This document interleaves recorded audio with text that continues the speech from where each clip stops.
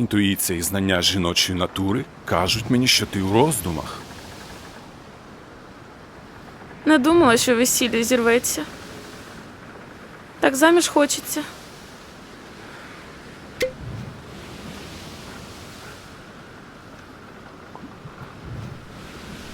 Ну що ж,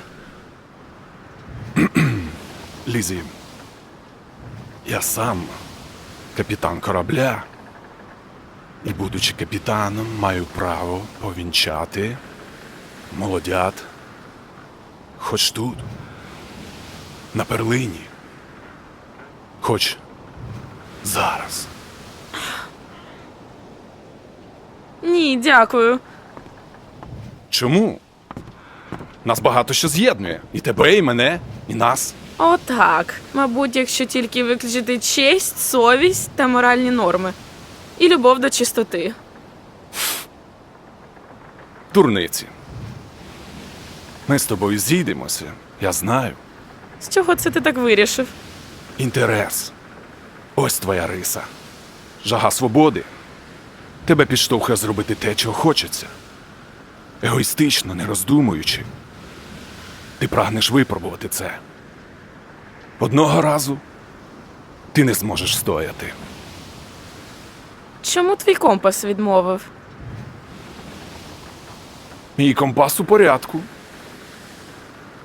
Тому що ми насправді схожі. І настане момент, коли ти доведеш це, зробивши добру справу. Люблю ці моменти. Особливо люблю не перейматися ними. Так тобі випаде шанс зробити сміливий вчинок. Тоді ти дещо зрозумієш. Те, що ти добряк.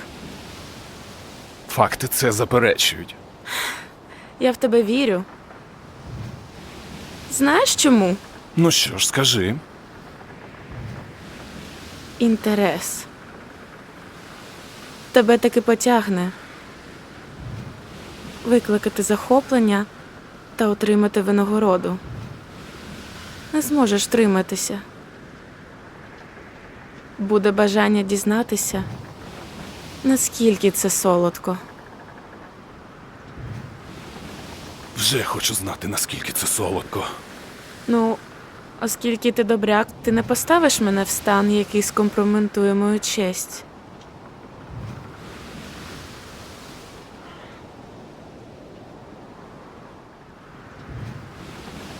Я тобою пишаюсь.